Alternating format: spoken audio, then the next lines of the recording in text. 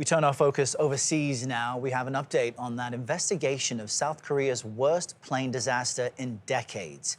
179 people were killed. Only 2 survived when this passenger jet skidded off the runway, and you saw it right there. It ran into a barrier after its pilots reported a bird strike. Elizabeth Palmer brings us the latest. The wreckage of the Jeju air flight contains vital clues that will point to the cause of the disaster.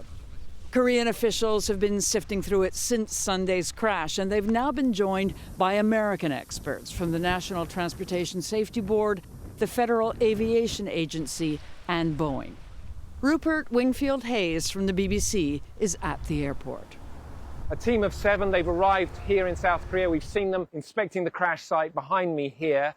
But the focus of the investigation is not going to be here. It is going to be on what are called the black box flight recorders that are inside the plane in every commercial aircraft. Those have been recovered.